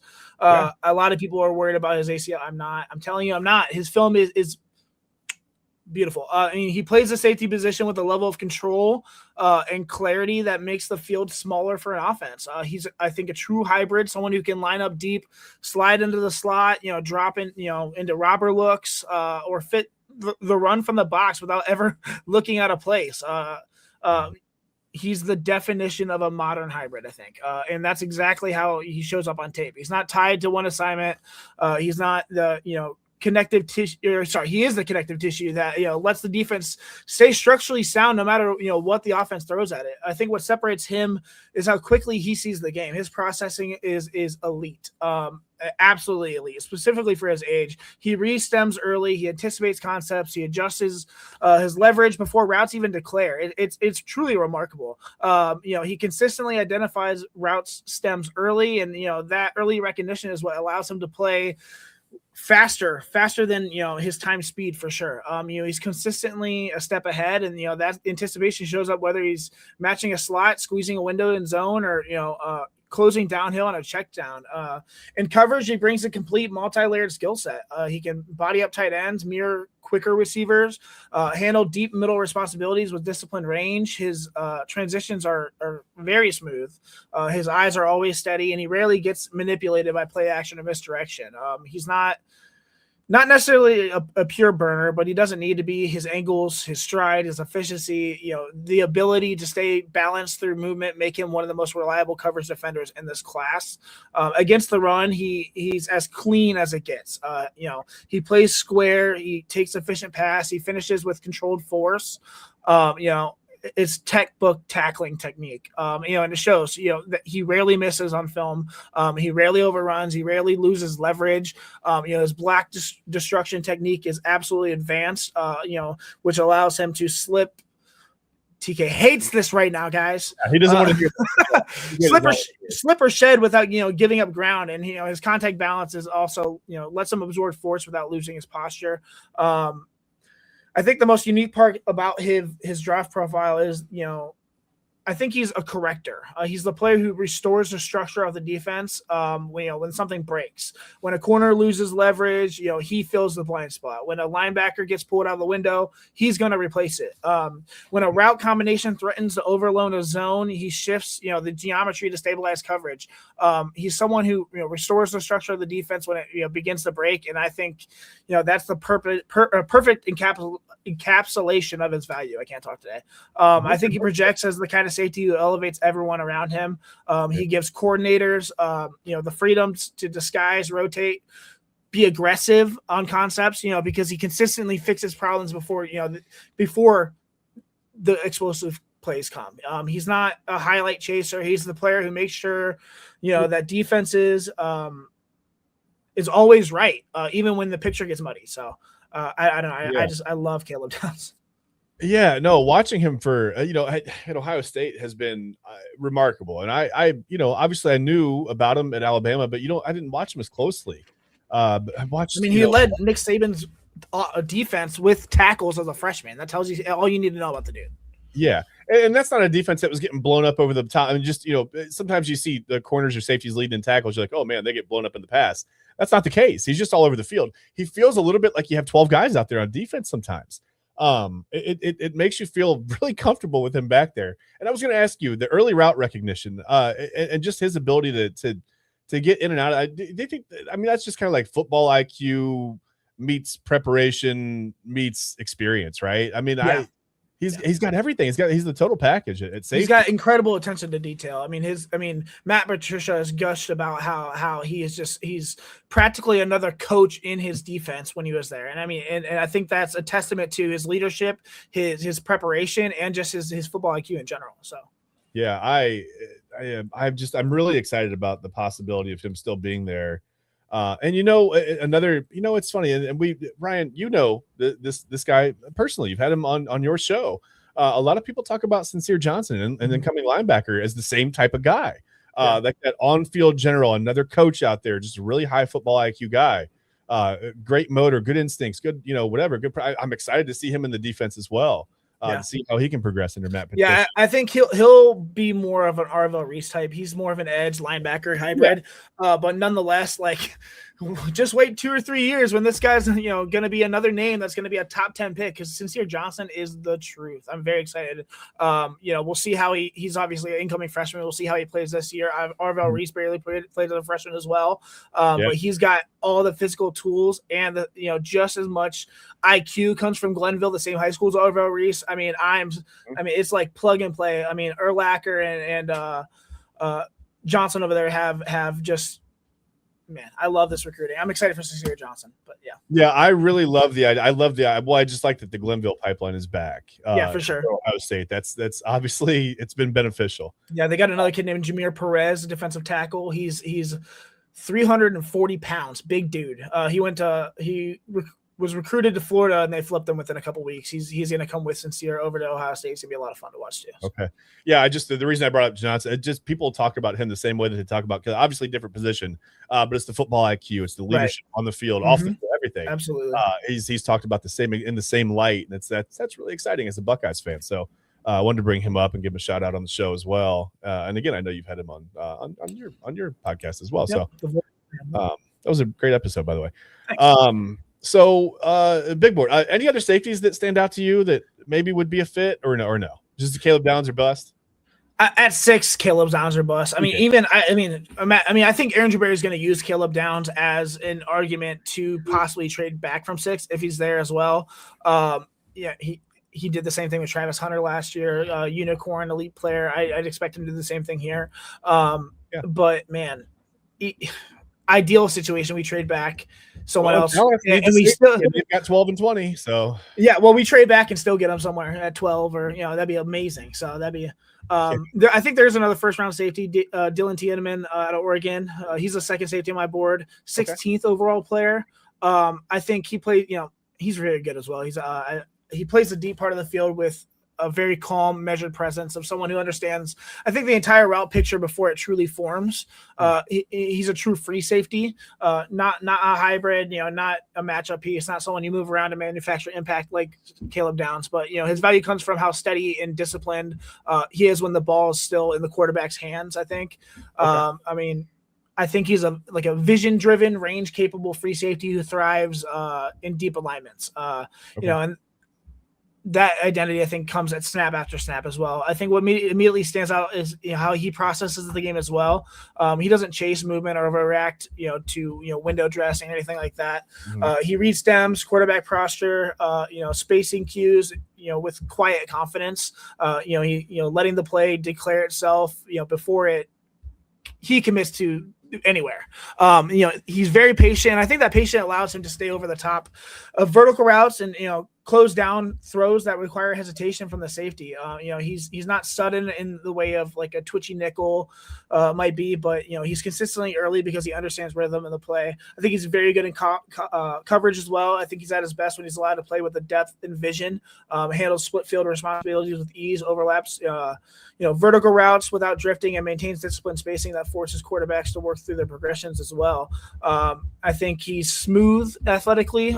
He's not very explosive, but he's very smooth. He's got efficient strides. His hips are very fluid. His transitions are clean. He doesn't have to, doesn't have the kind of recovery gear that erases mistakes, but he also doesn't put himself in situations where he necessarily needs it. Sorry, I got children running above me. If you That's okay. I love it. That's my favorite sound. Yeah, my toddlers. I think the most defining part of his profile is his conceptual identity of being like a field interpreter. He wins by decoding the offense, reading the story of the play, understanding how route combinations are trying to stretch him, and then moving into position before the quarterback commits. He's very, very smart. I think he's the kind of free safety who rises the floor of a defense. He's not going to be a highlight reel guy either, but I think he brings reliability, communication, and deep field discipline that I think is going to be important for a team. I would not take him at 6. If safety's not necessarily a major position of need. I have a dinosaur yelling roar upstairs right now, apparently. If you hear that. That's terrifying. Yeah, that's my 2-year-old dinosaur upstairs. Nonetheless, I like him a lot. I think he'll be drafted probably before 20. But yeah, there's a couple safeties here I like. That's what I was going to ask you if he's a top 20 guy. And I don't know, maybe next week we can get the dinosaur on the show. We can see how he feels. Yeah. I don't know. Sounds like fun to me. I was going to ask, maybe he's a top 20 guy. It feels like a little bit of a reach in the top 15, 10, 15, Sure. whatever. Just with being a true safety. I think that's what, enhances Caleb Downs' profile, is the fact that he's so versatile. Versatile, yeah. Yeah, you just do so many things with him. And you can even, if you're in a pinch, he can return some kicks or some punts if you have to do that. I think he's, again, football IQ. He's just not a burner. He's not going to go out there and run a 4.28 or whatever and just outrun everybody. But I think he's smart enough to create some angles and get you some extra yards, and again, create some field position situations that are positive for an offense that's a little bit challenged. So sure. Every little bit helps. It's a game of inches, and anywhere you can gain a few inches, as most guys would agree, I think we'd be good, right? That was awful. We'll get off track there. Okay, so cornerbacks and TK. Any agreement on the safeties we've been talking about at all? You like the kid from Oregon? You like Caleb Downs? Well, obviously, I'm biased as hell. I love Caleb Downs. I definitely think he's the best player in the draft. Yeah. As far as Dylan Thiedemann, I think he's a good player as well. One of the best names in the draft for me, AJ Halsey from LSU. He's a pretty good player. Emmanuel McNeil-Warren, kid from Toledo, is pretty good as well. It's a very solid but unspectacular safety class, if I was to say so myself. Outside of number 2, I really don't see any guys that are going to be first-round players. You might get a couple guys falling in second round, but I think most of these guys are going to be day 2 guys and going onward. Okay. All right. Ryan, how do you feel about the kid from LSU? Kid from LSU. What was his name again, TK? Sorry, I'm going through my list here. AJ Halsey. Yeah, okay, yeah. I have him as my 7th overall safety. Okay. Not awfully significantly a big drop after number 2, like you said. After number 2, they go down a little bit. I think – let me get to them. Sorry. Get to my notes. The one thing about my notes are they're so not easily accessible. It's insane. I literally just scroll. So no, my notes look like a crazy person typed them. I'm all over the place. Yeah. I think I do like him. I think he projects as a safety who thrives, in the thickest parts of the formation, the places where space evaporates, angles compress, the outcome of the play is determined by who controls the density of the bodies around the ball. His defining trait is how he absorbs contact without losing balance. He can turn chaotic collisions into control stops. He doesn't just tackle; he regulates the physical environment of the play. Yeah, I like him. I don't think he'll be a deep middle eraser that or the matchup specialist against elite separators, but he brings something equally valuable. I think a defender who stabilizes the most congested areas of the field by managing contact, leverage, physical density. He's a very physical player as well on tape. A system that values toughness, discipline, and a safety who can anchor the second level. He becomes a defendable starter who handles the dirty work and keeps defense structurally sound. So, all right. I do like that. Something that you mentioned when you were talking about Tiedemann, it made me think if I ever open a bar, I am going to call it the Twitchy Nickel, by the way. That's funny. That's my thing. No, let's move on to corners because I would love to hear your top couple of corners. We're just running out of time. I wanted to get your take on Miami of Ohio. I don't know if we're going to have time to get to that today because I want to get your take on the top couple of corners. Then we're going to take a break and come back and talk about what's on our minds. Sure. But yeah, give me your top couple of corners and we'll kind of get going. Yeah, Montel Delane is cornerback at LSU. Is my quarterback one. He's actually the fourth prospect on my big board. I really, really like Delane a lot. Delane, whatever. He plays the corner with the kind of poise and spatial awareness that makes timing-based offenses uncomfortable. Technician first kind of player, someone who wins with balance, leverage, anticipation, not necessarily raw athletic flash. I think he's a mere technician quarterback, one with match zone versatility, and that identity shows up in every phase of his game. He's the corner who stays patient through stems. His hips are always clean, and forces quarterbacks to hold the ball longer than play design intends, which is going to be invaluable for the defensive line and just as the pocket breaks down in general. I think his game is built on control. He doesn't waste steps. He rarely bites on pacing tricks. He never loses relationship with the receiver. His footwork is measured and very efficient. I think it allows him to stay square longer than most corners can manage, and that patience is what lets him stay attached through multi-break routes, without needing elite recovery speed. He understands how to maintain his leverage throughout every rep, and he uses subtle body positioning to take away throws that quarterbacks want the most. His processing is absolutely advanced for his age as well. He identifies route combinations very quickly. Very good communicator as well, especially with adjustments, and understands how to redistribute leverage when formation shifts. But I think it's very important. My children are just tap dancing against the run. He brings competitive toughness and discipline technique. Like I said, he plays square. His angles are very efficient. He finishes with enough force to prevent extra yardage as well. He's definitely not like a heavy striker or anything like that, but he's very reliable and can maintain outside leverage, sheds with functional hand usage, and doesn't shy away from contact as well. Athletically, like I said, his hips are fluid. His transitions are balanced, and he has enough short area quickness to stay connected through breaks. His long speed is adequate rather than elite, I would say, which puts him a premium on his techniques. But his technique is exactly what allows him to play as a cornerback one at the NFL level. I think he understands how to win with positioning. His timing is great. His anticipation is great, and those translate cleanly to the NFL. I think he projects as a high IQ, scheme versatile corner with very, very much true quarterback one upside in the right system. His leverage control, anticipation, competitive temperament gives him, one of the most translatable profiles in this class at cornerback.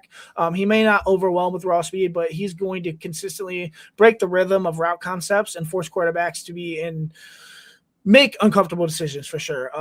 I think he's the hallmark of the top tier coverage defender on this, in this draft. So. Okay. First round guy then. Yeah. I think he'll be top 10. I don't think he gets past Dallas. I think Dallas is 12. I could be wrong there. But yeah, if he falls to 24, Andrew Berry's gonna be licking his chops too. So. Okay. All right. And that's not a position of need. So. No, but I think I think you just have to strengthen up as much as you can right now. You're not going to be, again, I'm going to keep saying you're not going to be able to fix this. I think they're aware, and Andrew Berry has said as much. They're not going to be able to fix this in 1 year. This is not a year where this offseason is the aggressive, free agent move off. It's not going to happen. I think you do whatever you can to strengthen this team. And not bring in guys that 1 or 2 years. You bring in guys on rookie contracts. You've got them here for 4 or 5 years. TK number 2 is now in the studio. That's not a poop joke, by the way. But yeah, so as far as your next corner, let's get to your second corner really quickly, and then like I said, I want to get out of here. We got Cavs-Celtics coming up at 1. I know people want to see that. Let's get your second corner. I'm curious to hear who it is and kind of how you grade him out. Yeah, to be clear, corner is a very, very strong position in this draft. I expect a lot of first-round talent in corner specifically. My number 2 corner is Avion Terrell, cornerback out of Clemson. He's my 7th player on my big board, so he's also top 10. I have the third one is D'Angelo Pons out of Indiana. He's my 3rd. He's my 12th overall prospect. Another corner is my 15th overall prospect, and Brandon Sissy out of South Carolina. I mean, the very, very stacked cornerback draft here. Yeah. Okay. Yeah, talk about Terrell. He plays the boundary with a level of fluidity and competitive urgency that immediately jumps off the tape, I think.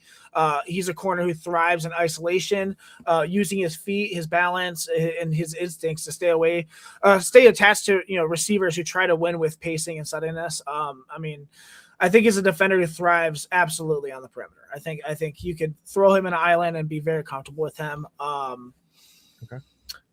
His route recognition is really, really good as well. I think that he has the exact identity that brings a solid quarterback 1 to every rep. He's built for the modern game where corners must survive on an island without help and still challenge throws at every level. His movement skills are the foundation of his game. Transitions they're all very crisp. His hips unlock very cleanly, carries speed throughout breaks without losing posture, which I think is very important. I think he's twitchy, reactive style that lets him mirror releases and stay square longer than most corners his size. He has the ability to stay patient at the line, to avoid biting on early, fakes and force receivers to declare, that's what allows him to win and press man despite being, he is the biggest corner in this class as well. Let's see how big he is. Sorry. Let me scroll up a bit. He is 6 foot 205. He's a big boy. So, yeah. In coverage, I talked about. No, that's a converted running back, man. That's a big deal. Yeah, he's a big boy. He's got great advanced processing for a young corner. He can identify, route combinations early. He's a great communicator as well. He's a leader on the field, and he understands how to redistribute his leverage as well when formations shift. I don't know. As a tackler, he brings very competitive toughness and reliable technique as well. I notice he plays very square.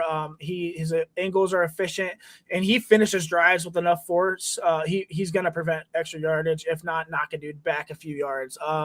He's got a great ability to generate turnovers. He set Clemson's defensive back record for forced fumbles in a season and a career. That's reflects his timing, his physicality, his awareness of the point of attack. I think, I don't know. I just think he's a momentum thief. He's the corner who takes away the route that keeps offenses on schedule. The quick outs, the slants, the rhythm throws that, quarterbacks rely on to stay ahead of the sticks. He disrupts timing by, staying attached through sems, sitting on breaks, forcing quarterbacks to hold the ball longer than their structure intends. And he doesn't just cover. He's going to interrupt the flow of the offense. I think he projects as a high-end boundary cornerback 1, with upside and man match systems. Like I said, his blend of fluidity, processing, competitive toughness, and and he likes to hit, dude. He likes to hit. He forced the most fumbles in Clemson history in the season and career. He's got a translatable profile with potential to become a long-term starter. He may not overwhelm, with height, but he consistently wins technique, anticipation, the ability to steal the momentum from an offense. I think those are traits that are going to be wonderful and translate to Sundays. So, okay, I'm a little intrigued because the Browns eventually are going to have to replace Denzel Ward. Sure, it's getting to that time. I mean, it's going to happen. I heard they are going to restructure his contract again, so we'll see. I think they did a little. They already did. Yeah, there was a little. They freed up like $2 million in cap space. Ooh, nice. Converted. So whatever into a signing bonus or whatever. Right. A little minor move that kind of went under the radar, but yeah, I did notice. I saw that yesterday. So we talked about that for just briefly, a quick moment on the show yesterday. Sure. But yeah, they did make that move. So a couple million, right? Hey, if I could free up a couple million, I'd do it. Well, not to mention, Martin Emerson Jr. Is coming off, and he didn't play all season last year. And as much as we love him, he's a big body. I think he is probably one of the best picks in the third round that Andrew Berry has had. But hopefully he comes back, and I think he's on a contract year this year as well. So we'll see what we have in him. But corner is going to have to be addressed soon. I don't necessarily think that unless one of these guys, like I said, I have my top 3 are my top 12. So if one of these guys drop to 24, or we trade back from 6, I mean, you never know what Andrew Berry is going to do. We didn't think that they were going to take a corner when they took Emerson. So, yeah. I mean, it will be a position of need probably sooner than later, but I think Tyson Campbell was a fantastic trade this last year. And getting Greg Newsom's bum ass out of here, excuse my language, but he sucks. Oh my gosh, I'm so tired of dude Eric retiring because the ball was overthrown. Bye. He sucks in Jacksonville. Tyson Campbell's a great piece, and a piece that we're going to hold on for a couple of years, because of his contract. But they could address sometime soon. What do you got to say, TK?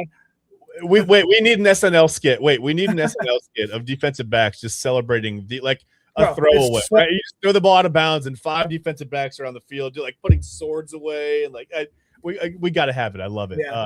Were you gonna say something, TK? You mute yourself, bud. Yeah, I was agreeing with you with the whole Greg Newsome thing. Granted, I was a big Greg Newsome II fan early on when he started off on the boundary. I thought he was very above average. But yeah, with the whole, ball lies 15 yards over your head, your ass is sitting up here gyrating and shit, and you haven't done anything all damn game. Yeah, that kind of, put a little pain in the nether regions a little bit, it's good to not have to see that goofy shit anymore.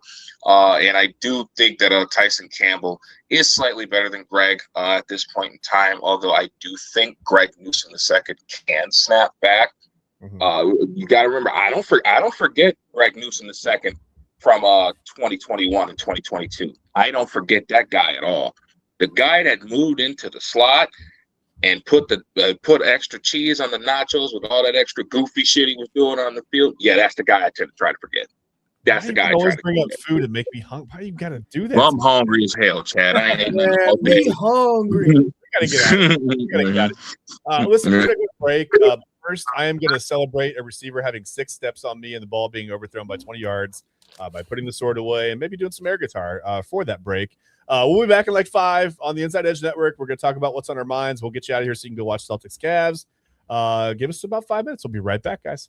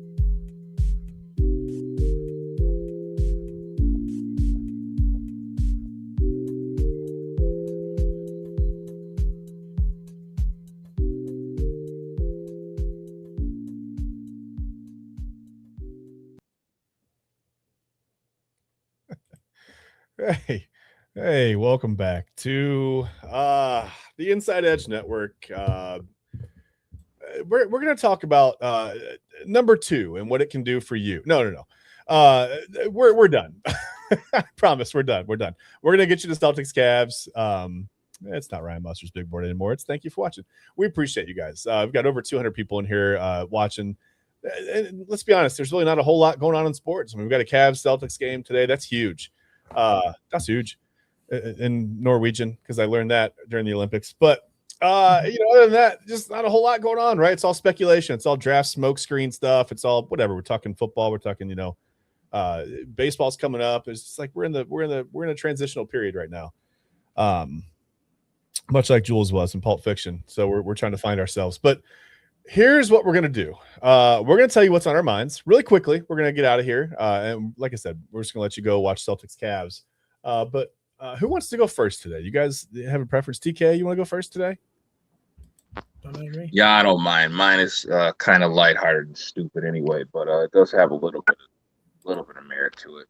As I sit here and I watch the weather starting to get nicer, I start to think of the simple fact that there are YNs amongst us heavily, and a lot of these YNs enjoy indulging in dumb shit, violence, and other detrimental things that do not make being in any neighborhood feel pleasant or feel like something that somebody should be proud of. What I want people to do this year, take some time to learn to enjoy the weather. Just because it is 70 and the sun has decided to come out does not give you YNs the abundance to come outside and be menaces to society. A vast majority of you all are not like that to begin with. This is not a time to start. So please take your square ass on somewhere, learn how to enjoy the weather, stay your ass out of trouble, and let's have a good spring. Let's have a good summer here. Let's tone down on the dumb shit, tone down on the violence. That's all I got to say. Seems fair to me, man. Ryan, what do you think? What's on your mind, buddy? I'm here to tell you that daylight savings time is freaking stupid, okay? It's stupid. Daylight saving time is pointless because it takes something as basic as time and turns it into something twice a year that disrupts everyone, that nobody asks for and nobody benefits from. It throws off sleep. It messes with people's health. It creates problems that wouldn't exist if we just left the clocks alone. Research shows that shifting the clocks forward and backwards disrupts the circadian rhythms, increases car accidents, even spikes risk for things like heart attacks and strokes. I know that sounds stupid, but I'm trying to make my point here. Studies also show that, the consistent switching is worse for public health than simply sticking to one time year round.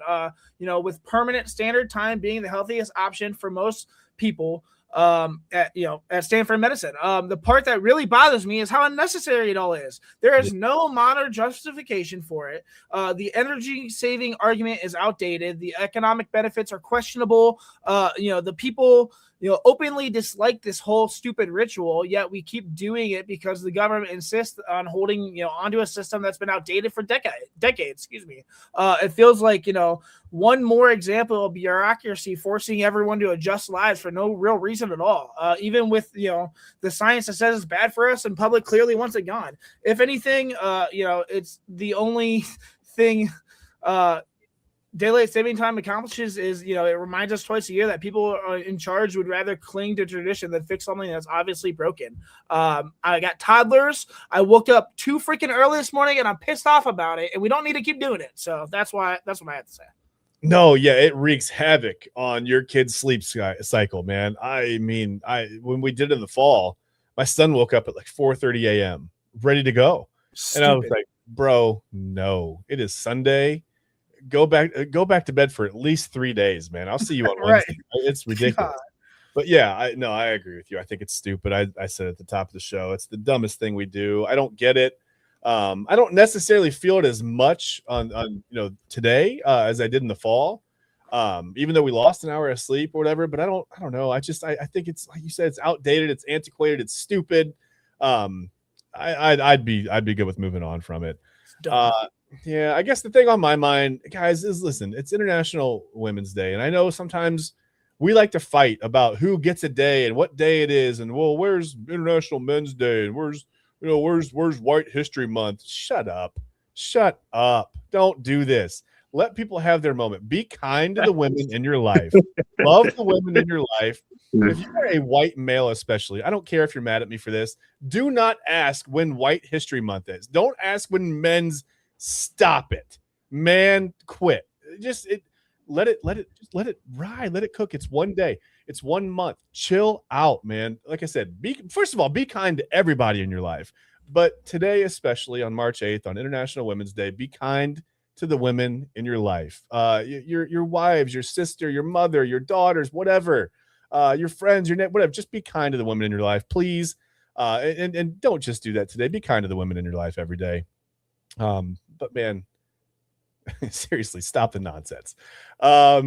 Whatever. We're out of here. Thanks for watching us. We appreciate you. Again, we literally could not do this without all of you. So I do want to remind you while we're here, please follow us. We're on YouTube, we're on X, we're on Facebook, we're on Instagram, we're on Twitter at Inside Edge Net on all socials. Your follow helps us. It matters. We see it. We notice it. Your comments in here, guys like Raul, man, in there with us the whole show, commenting the silly stuff. It keeps us going, man. We appreciate you, but we appreciate all of you. So please go to YouTube, go to X, follow us so you can always go to Facebook now. We're also live on the Facebook page. So find us on Facebook, like, subscribe, whatever you have to do to be notified whenever we go live so you do not miss us. And also we wanted to shout out the Commissioner's Couch. Ryan mentioned earlier, the Commissioner's Couch every Thursday night at 7 right here on the Inside Edge Network with David Cahoon.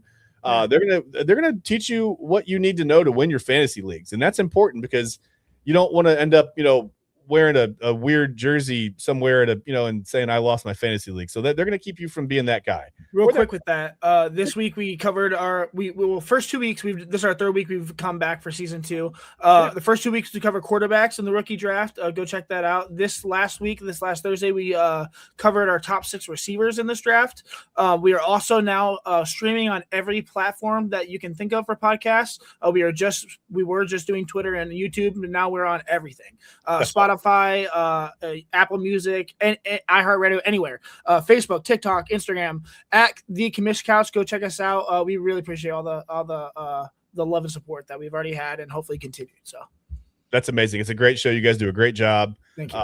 I have gleaned knowledge. I am not ready to enter a fantasy football league yet, but I think maybe one more off season of watching the Commissioner's Couch, I might be ready to go, man. I might start challenging some people. Yeah, we're working really hard. So yeah, you guys do really an awesome job. And don't forget tonight, later on tonight, we got the main event. Rob Rosicki, Anthony Alford, Eli Moon, who was on our show today. Thank you to Eli for being here with us and talking a little Cavs-Celtics. That was fun. And then, Eli and I will see you, Monday through Thursday on Inside Edge Prime Time as well. I just want to put some of the shows. And if you want to see, I don't know, I want to toot my own horn or whatever, but I was actually on Real Talk with Papa Moon yesterday. I was honored that that he would even consider me to be on the show. I had a lot of fun talking with him. So if you want to go see that, that's all over the Inside Edge Network as well. You can find that on YouTube.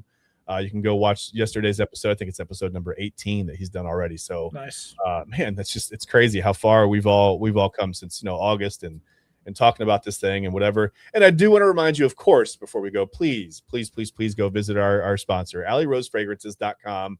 And for 20% off your entire order for first-time buyers, please use that code InsideEdge20. Capital I, capital E, all one word, InsideEdge20. You're going to save a lot of money on some phenomenal smelling candles, some really, really good body mist. You're going to, like I said, you're going to save money.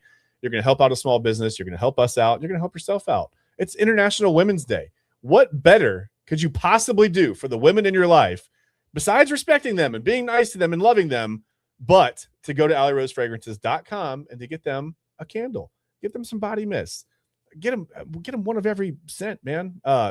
Spoil the women in your life. Be good to them. But again, guys, we appreciate you. Remember, going forward, International Women's Day, we appreciate you. We'll see you next Sunday here on the Sunday Sports Show. Until then, we've got an entire week of programming. I mentioned some of it there on the Inside Edge Network. So please stay with us, like us, subscribe, whatever you need to do to be notified when we go live. We appreciate you, and we'll see you next week here on the Sunday Sports Show. Bye, guys.